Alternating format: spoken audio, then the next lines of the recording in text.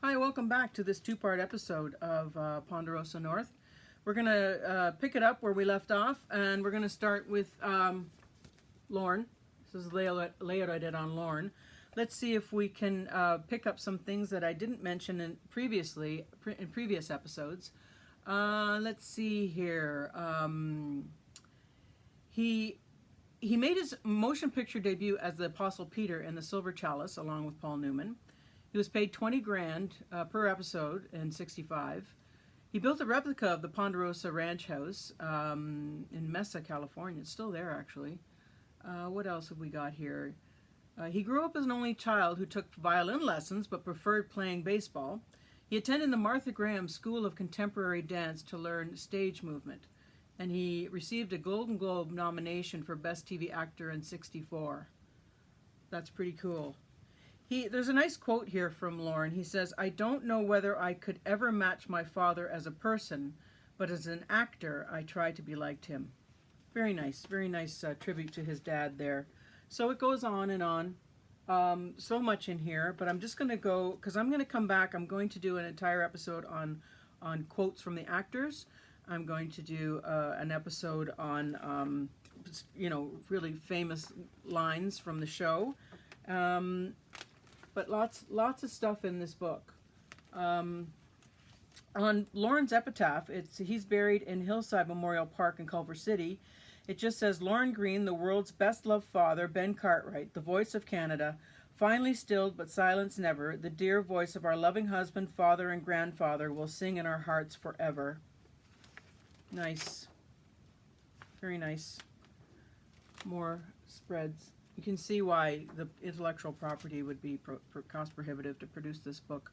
In the beginning, Bonanza was produced to increase sales of RCA color televisions, and great effort was taken by the directors, cinematographers, and lighting crew to get the color as true and perfect as possible. So those guys that are remastering the shows now probably were very thankful of that. It was probably much easier than, Dick Van Dyke or something like that. Bonanza not only set precedents when it came to the value development of color television, but also in the content of its stories. Before the show aired, issues from the environment to civil rights for Native Americans and blacks were never touched upon in prime time. Bonanza changed all that with episodes like Enter Thomas Bowers, a story about a black opera singer, and The Toy Soldier that exposed the suffering of the Paiute Nation. That's true. They did cover a lot of issues of the time, and it's true. They just never, no other show really touched on things like that. Production costs range from $110,000 to $250,000 per episode. That's a lot in the '60s. Holy. Sponsors included RCA, Lucky Strike, and Chevrolet. As we all know, they all did advertising for Chevrolet. Bonanza was filmed in California, Nevada, and Arizona, and at Paramount Studios in Burbank, California, stages 16 and 17 until 1970. Then shooting moved to Warner Brothers. Yeah, it goes on. We'll move on to Purnell. That's his spread. Let's see if there's anything in here that I missed in his. He won the prestigious Drama Desk Award in 1955 for his off-Broadway performance in Macbeth. He was the son of a soft drink salesman. His father sold Dr. Pepper. Served 2 years in the Marines, I think I mentioned. Received a Golden Globe nomination for a lead actor in a dramatic series in 1981 for Trapper John. And he learned to play guitar at age 32. He did play brass instruments in a military band and in school, but he was a late bloomer when it came to playing guitar. He loved to play folk music. So lots of spread, lots of information and character studies on all of the characters. Of course, I wrote this while Purnell was still alive, so there's obviously no epitaph for him. And I should find out what it is and where he is buried. Purnell prefers acting in Shakespeare or something else that's been filtered through 300 years of great minds. I love it too, says Lorne Greene, but when you do a new show every 6 days, some things are not possible. It's true. Move on to Dan Blocker. Let's see what's in here that I might have missed from his profile. He was the only actor considered for Hoss Cartwright. He was 14 pounds at birth. Yikes. Attended Texas Military Institute. Served in Korea. Yeah, we all know that. What else have we got in here? Started and owned Bonanza Steakhouse restaurant. He had a manure company and also a company that manufactured racing cars. He was quite a businessman, Dan Blocker. The best man at Lynn and Michael Landon's wedding. He was Texan of the Year in 1963, and he served as an honorary chairman of the Texas Cancer Crusaders. It's great. More stuff here.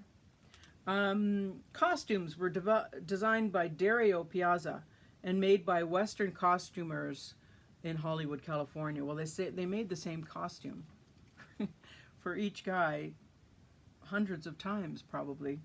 I mean, they wore the same thing every day. I don't know how they did that. I guess it's almost like being in the military. You wake up, you wear the same thing, outfit every day. Another thing Fresnel hated. So, more stuff. Let's see what else we've got here. Dan Blocker's epitaph. He's buried in DeKalb Cemetery in DeKalb, Texas. It just says Blocker. Dan's grave stone bears only his family name. But there's a memorial in his hometown of Odell, Texas. There's a Haas Museum there. And there's also a beach in Los Angeles dedicated to Dan Blocker. He says, I got so damn thirsty once I had to drink a glass of water. I hate doing it in front of friends. He was funny. So let's move on. Let's see if we can find Mike in here. I know he's in here somewhere. There's so much in here. There's so much in this book. Like I said, I'll be featuring quotes of the actors and of and of other people too. You know, TV Guide and other writers and stuff. So here's Michael's spread. He was so handsome. What have we got in here? His sister Evelyn was Miss New Jersey. Wow. Had a miserable childhood, which I mentioned, and he found a cave near his home and stocked it with food to escape his arguing parents. Oh, that's sad. His baptism, he was baptized a Catholic, but also had a bar mitzvah. He was told by his mother at age 6 that she didn't like him anymore, that she didn't like little boys. How did he, I don't know how he came above that. I don't know how he survived that. It's terrible. Was cast in Bonanza at age 21. He formed his own company, Michael Landon Productions. And he was inducted into the TV Hall of Fame in 1995. And so he should have been. More stuff here. Like I said, I'm going to follow up with a lot more that's in this book. I'm just sort of leafing through it now. And we'll find some more stuff. Michael's epitaph. He is buried in Hillside Memorial Park in Culver City. Michael Landon, devoted husband, father, and grandfather. He seized life with joy. He gave to life generously. He leaves a legacy of love and laughter. That's nice. Here we go. What else have we got here? I think we got a couple more minutes. Went into actor resumes, which was difficult to do before the internet. Took me a long time to go through everybody and research it. It's so much easier now. Everything is there in the internet. I'm going to do an episode on the other guys, Candy and Hop Sing and Jamie and all them. That'll be a separate episode. And there's an episode guide in here. Again, it was difficult to compile before the internet. Now it's all there. And I actually finished this. No, I got to season 10. I didn't end up finishing it. So that's it. There'll be more sort of tongue-in-cheek, sort of jokey stuff that I'll come up with. Did you ever notice that? And there'll be memorabilia. All kinds of stuff. I have probably 20 more episodes planned.